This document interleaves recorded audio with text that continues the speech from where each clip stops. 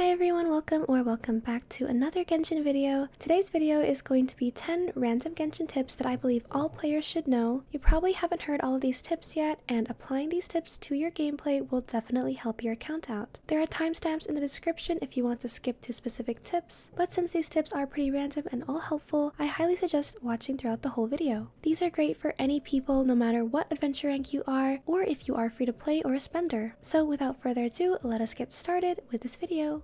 Here's a quick word from our sponsor, Tokyo Treat and Sakura. Both are Japanese subscription boxes to allow you to enjoy the flavors of Japan from the comfort of your own home. First, I really want to show you the box from Tokyo Treat, which is themed Japan Snack Fari. Tokyo Treat includes all the cool and crazy snacks with limited edition chips, noodles, and more treats. This box in particular is made for animal lovers. Every snack has a cute animal theme and design. Also, let's not forget that every single month, each box includes a limited edition Kit Kat that is seasonally available. This time, we have the gold salted caramel Kit Kats, which tastes so sweet, especially as a caramel lover myself. Some of the snacks you should check out are the terrific Tiger Konjac Jelly, Lucky Giraffe Mayo Curry Chips, Grape Paw Gummies, vegetable animal crackers, animal unchoko, and the fiery fox radish bites. There is so much to choose from, and I honestly think everything is so adorable. Like, look at this little hamster, it is so cute, I don't even want to eat it. I tried the mayo curry chips and fell in love after the first bite. I really wish there was so much more, but yeah, I highly recommend this one if you decide to try it out. But if these animal themed snacks are not your thing, we always have the artisan box from Sakura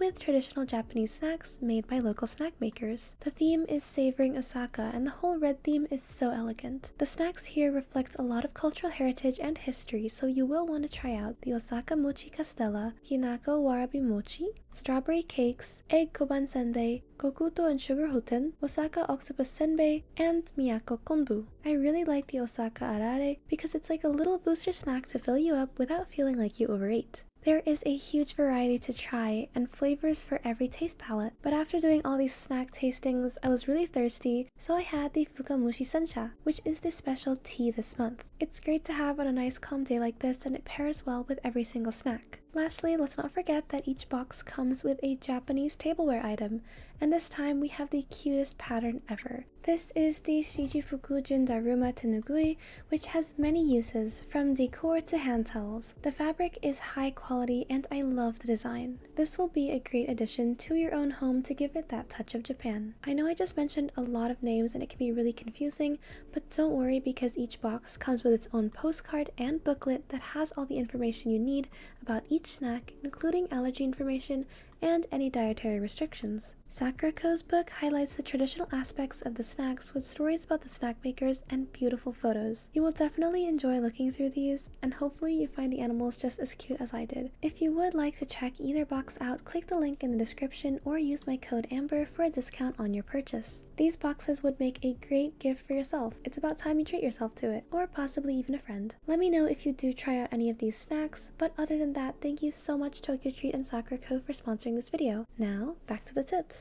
So for the first tip, it is for you guys who are looking to farm a bunch of primogems really quickly, and that is that Natlan is the easiest region to gain as many primogems as possible. With Natlan, we have a ton more exploration incentives, which does include the limited time rewards for exploring the region that came out that update. The good thing though, however, is that you have a ton of time to do this exploring, and you're not rushed like all the other events. If you've played during the summer and have experienced all the limited time maps, then you would know that exploring those in the amount of time given can be pretty difficult, but the good thing is that there is a ton of time for you to explore and a lot of rewards that come with it. If you already did finish that, however, and you still want more primogems, just remember that there are a ton of pyroculus all around the map, and they are pretty easy to get. If you use the interactive map, you can actually get most of the pyroculus, and it is really quick and easy. Personally, I found that it was a lot easier to get the pyroculus than any other regions, especially with regions like Sumeru or Inazuma, which is very dependent on the overall storyline and quest. But for Natlan, most of the pyroculus are literally just in the open, so it's really easy for you to get and turn them into the statue to get your primogem rewards. Also, if you do need those quick emergency primogems, it is best that you check your backpack to see if you have any pyro sigils, and if you do, head over to Natlan's Tablet of Tona and offer them all. If you haven't yet done this, you can clearly see here that rewards for every level that you level this Tablet of Tona up, you get 50 primogems, and that is quite a lot compared to all the other regions. For places like Inazuma and Sumeru, where you can only really get talent books and wishes, I really prefer Natlan's Tablet of Tona much more, so if you need a place for quick and easy primogems, it's really good to explore Natlan as opposed to other places first. On to tip number 2, I feel like everybody should know this, but if you don't, here it is. If you go over to your achievements tab, check out these achievements right here, which is Meetings in the Outrealm series. This specific set of achievements is all related to completing bosses in co-op mode, where the first set of achievements is all about joining players in co-op, collecting stuff in other players' worlds, and as you go down the line of Meetings in the Outrealm, all you have to really do is fight the bosses with another player. For each one you do, you get 10 primogems, and I really think this is so easy because you can pretty much clear a bunch of bosses with a different person and get a ton of free primogem rewards, so it really is a no-brainer to do those achievements if you haven't done them already. Another very important tip that I really wish I had known before playing, or at least playing in the early game, is that there are some gadgets that you really want to have in your inventory. Those specific gadgets are the parametric transformer, which you can use to submit resources and get better materials, the crystal fly trap, where you can literally just leave it for about a week and it'll collect crystal flies for you so you don't have to go out and farm them, the seed dispensary, which is pretty helpful if you do use the Sirena teapot. The great thing though about the seed dispensary is you can go out and collect all the resources you need, plant them in your teapot and collect them a few days later, and you can avoid farming and going out in the world, especially if it is a resource that's really hard to collect, such as things like violet grass, which only grow on certain sides of the mountain, or for some reason if you're low on mint and need it for cooking. The red feather fan is also really important to have if you are exploring and you need that gliding boost.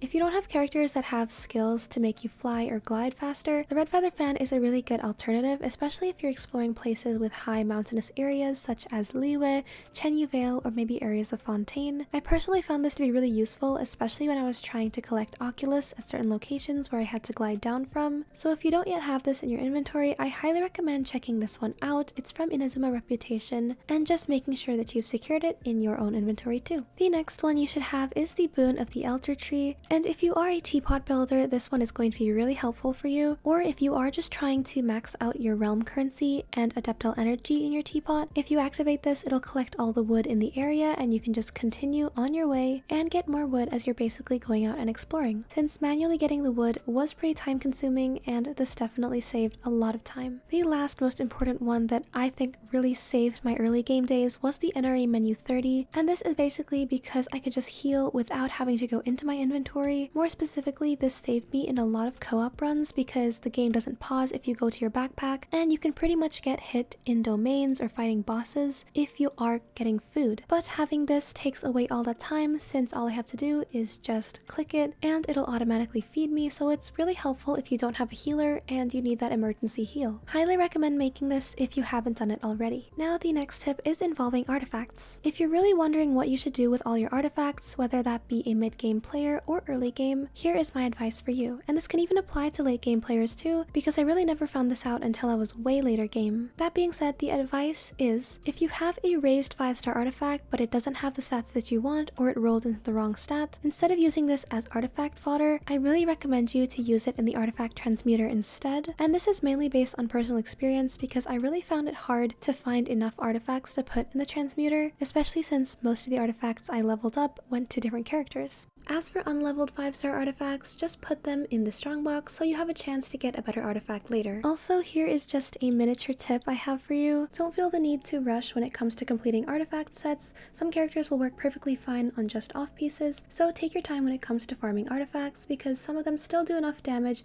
without having to get the perfect set. I've been farming for artifacts lately in co-op mode, and here are a few tips that help me make the process a lot smoother and a lot faster. The first thing that you should do before doing a domain in co-op mode is to make sure that your artifact inventory is not nearly full. The reason for that is, if you are using condensed resin or using a lot of resin, it's really likely that you will reach the max artifacts, and that means that you can't claim any of the rewards, or you will have to take time in the domain to clear your artifact inventory manually. Now obviously, if you are doing it in co-op mode, this is going to waste other people's time, and personally I don't want to be that person that slows everyone's progress down, so that's why I always check my artifact inventory before I head into co-op mode. The next thing that I highly recommend when you are doing co-op is to have the character that you're planning to use out already. Now this doesn't work all the time because sometimes there are people that want to play the character you already have, or you might switch your character based on the team that everyone wants to do, but it's just better to speed up the process by having the character already out than taking the time to exchange your character in the menu. Also, when you join someone else's world, don't have a low-leveled character out,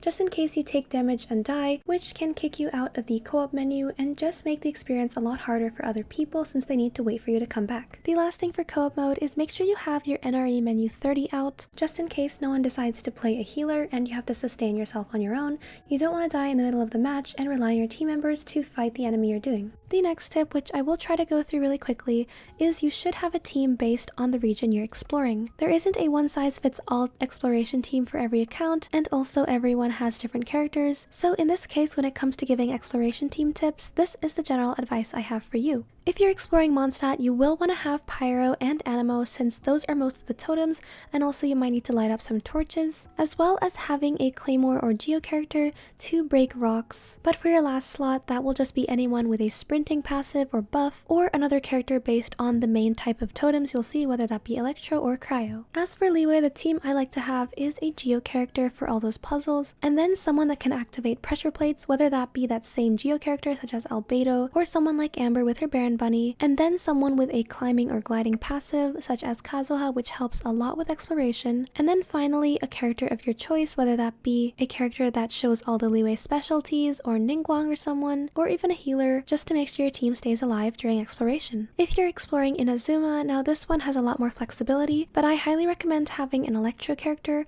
or even Beto because she can apply Electro to herself, which helps out a ton in some puzzles, and then a healer because a lot of those enemies are really strong and you will take a ton of damage from all the electromechanics and electrocharged. And then finally, your last slots really just depend on your preference, but I recommend having a big damage dealer so you can breeze through enemies quickly. For Sumeru in the jungle specifically, bring a Dendro character for all the Dendro related monuments, as well as a bow character to reach certain targets. You also want a Pyro character because you need to break the seals on the ruin guards, and then having a healer or any other character really of your choice will be pretty helpful too. For the Sumeru desert, you will want to have a Dendro character, as well as an Animo character to blow away all those sand piles, and then a bow character is very important because some of the puzzles do rely on that, and it just so happens that I have Fischl who is an Electro bow character because you will need Electro too, and then your final slot, again, you can either be a healer or whoever feel like is going to help your team out the most. I really like Kokomi because she's great for exploration since she can heal my team anywhere I am. For Fontaine, the choice really is up to you, but I just recommend having Farina if you do have her, since she can walk on water and also she can change her arc based on her charge attack. But the key thing is having a character with high HP, especially if you're underwater, since having high HP can increase survivability of that character, and it's really important that you stay alive so you don't have to constantly go back to the statue and heal yourself. Also, obviously, any characters with exploration passives will work perfectly on your team. Lastly, for Natlan, it's best that you use the character based on that region, such as if you're exploring the volcano, use Varesa, but for the rest of it, it's really up to you. I suggest having someone with high sustainability like a shield or a healer character, or any other Natlan characters that improve your speed when it comes to exploring.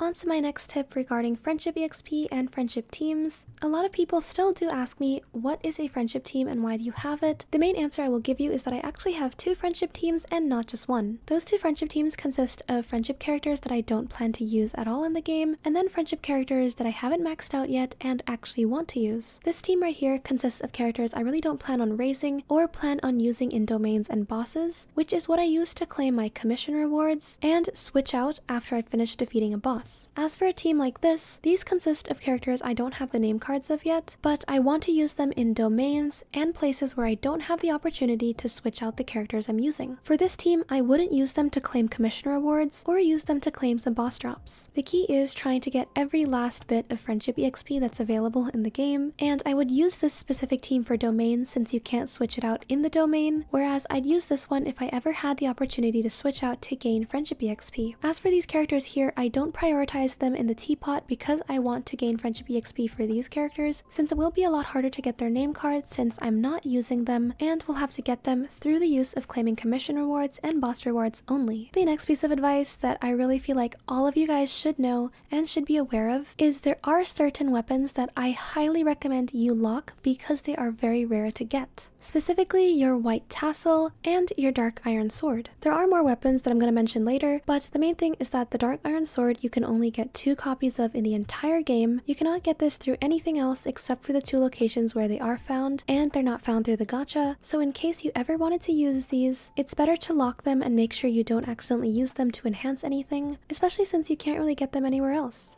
The next one is the white tassel, and the reason why I mentioned this one is because first, it has crit rate on it, but also because I feel like I barely come across these at all when I'm exploring, and they are also only found in leeway chests. That's why I'm warning you now before you use this as EXP to raise any other weapons. Some other honorable mentions of weapons that you can only get through exploration and chests and not through the gacha, which are ones that are a little bit rarer and you should lock, are the White Iron Greatsword, Fillet Blade, Traveler's Handy Sword, Otherworldly Story, Twin Nephirite, Skyrider Greatsword, Messenger, Recurve Bow, and the Halberd. All of these that I just mentioned are weapons you can only get through chests, and once you ran out of them, it's really hard to find additional copies. Something I really wish I would have known before is that you can actually complete your local legends in co-op mode, and this is really important if you guys cannot clear your own local legends. If you want to invite a friend over to your world, go ahead because you can still get the achievement through that, and I really wish I knew this back then because doing some local legends without a shield character or a proper healer can be insanely difficult and frustrating, and now knowing that you can do some of these local legends with the help of friends, it makes the experience so much better. Just remember that the local legends respawn along with the server resets, so you can really only fight them once a day, and that makes sense considering the amount of resources they give after defeating it. So yeah, just be aware of that in case you do plan on fighting them.